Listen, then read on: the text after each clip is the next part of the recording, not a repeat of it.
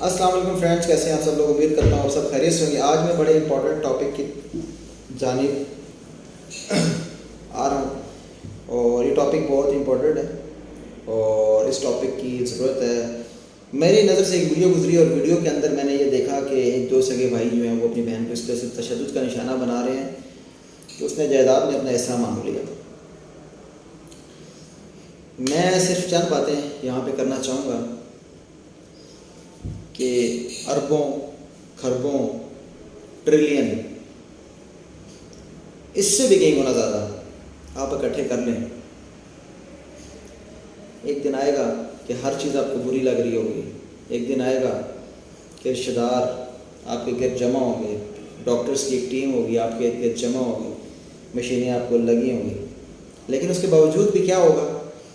پیسوں کی ایک لمبی آپ کے پاس الماری ہوگی اور گھروں کے اندر پیسے آپ کے پاس سیو ہوں گے، لیکن وہ آپ کو بچا نہیں سکیں گے۔ فرشتہ آئے گا، اپنا کام کرے گا، آپ کی روح کو نکالے گا اور آپ کے جسم کو وہاں چھوڑ کر وہ چلا جائے گا۔ لیکن میں اس بات پہ حیران ہوں کہ جو لوگ اپنی بہنوں کو، اپنی بیٹیوں کو حصہ نہیں دیتے،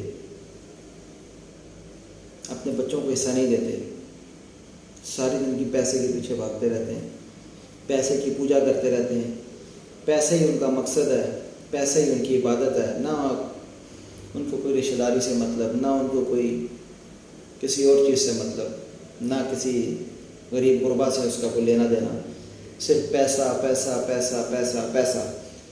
اس کو اکٹھا کرنے کے لیے وہ اس حد تک چلے جاتے ہیں کہ وہ سب سے دور ہو جاتے ہیں،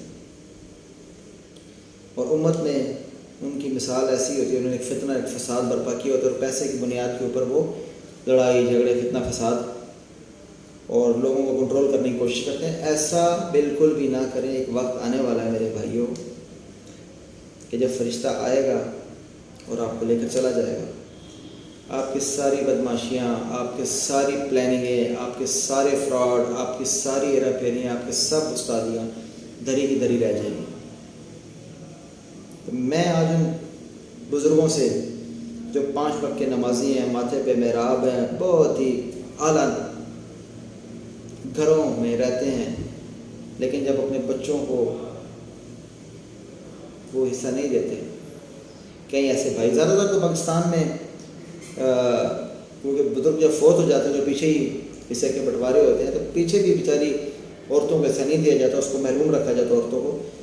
بدقسمتی سے پاکستان ایک ایسا معاشرہ ہے کہ جہاں پہ اگر قرآن پاک کوئی پڑھایا جاتا ہے پہلے تک، اب تو ویڈیوز عام ہونا شروع ہوئی تو اب یہ چیزیں کم ہوگی، تو مار کٹائی کے ساتھ وہ چیز اس کے اندر گھسائی جاتی ہے، جبکہ یہی چیز پیار کے ساتھ نبی اکرم حضرت محمد صلی اللہ علیہ وسلم نے، قرہ حضرات جو بنے، کسی کے ساتھ کوئی تشدد نہیں، کوئی مار کٹائی نہیں کسی بچے کے ساتھ۔ لوگوں نے قرآن سیکھا ہے، سمجھا ہے، اس پہ عمل کیا ہے، جہاد کیا ہے، سب کچھ کیا ہے، لیکن پتہ نہیں یہ تشدد یہ پاکستان کے اندر ہی کیوں آ گیا؟ ہر چیز کے اندر تشدد۔ کبھی کوئی عورت اگر اپنا حصہ مانگ رہے اس کو تشدد، کسی بھائی نے اپنا حصہ مانگ لیا اس پہ تشدد، قتل کر دیں گے پیسے کی خاطر۔ پیسے کو پتہ نہیں اس قوم نے اپنا ایمان کیوں بنا لیا، جبکہ جتنا انہوں نے اس میں پیسے کو ایمان بنایا اتنا ہی یہ زوال کی طرف چلا گیا معاشرہ۔ اور جب تک انہوں نے رشتوں کو اور اللہ کو مقدم جانا، خالی زبان سے نہیں اپنے اعمال سے بھی، تو وہ معاشرے ترقی کی جانب گئے، وہ معاشرے پھیلے، وہ چیزیں۔ اب سعودیہ کو آپ دیکھ لیں، سعودیہ میں بھی شاید یہ معاملات ہوتے ہیں، لیکن پاکستان کی میں بات کروں گا کہ یہاں پہ تشدد بہت عام ہے۔ تو خدا را خواتین مظلوم ہوتی ہیں، ان پہ تشدد کرنے کے بجائے اگر آپ نے ان کا حصہ ان کو دے دیا، تو میں آپ کو یقین سے کہتا ہوں کہ اللہ تعالیٰ آپ کے مال میں برکت ہی ڈالے گا، کبھی آپ کے مال میں کمی نہیں ہوگی۔ اور کئی ایسے نامراد ہیں کہ جو یہاں تک کہہ دیتے ہیں یار ہم شادی کرا دیتی ہے بہنا دی، انہوں نے تو یہ احساس ہے، اور سانپ بن کے بیٹھ جاتے ہیں۔ کب تک بنو گے سانپ یار؟ ایک وقت آئے گا کہ جب سب کچھ تمہارے ہاتھ سے چلا جائے گا، منہ دیکھتے رہ جاؤ گے۔ شرم کرو، کوئی حیا کرو، اور عورتوں پہ ظلم کرنے کے بجائے ان کا سہارا بنو، اور ان کے حصہ مارنے کے بجائے اگر جو ایسے ان کا حصہ بنتا ہے اس میں کچھ زیادہ ہی ان کو دو. وہ مظلوم ہیں، بے سہارا ہیں. لیکن یہ وہ بندہ کرے گا جس کے اندر شرم و حیا ہوگی.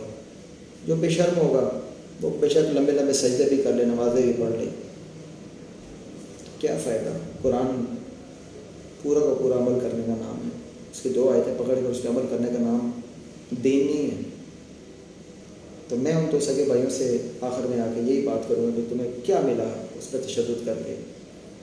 ابھی تم جیل میں بیٹھے ہو، کیا تم نے کیا اکھاڑ لیا؟ صرف اس مظلوم پہ ظلم کر لیا. یہی کسی اور جگہ پہ تم جا کے ظلم کرتے تو تمہارے اگلے دانت توڑ دیتے.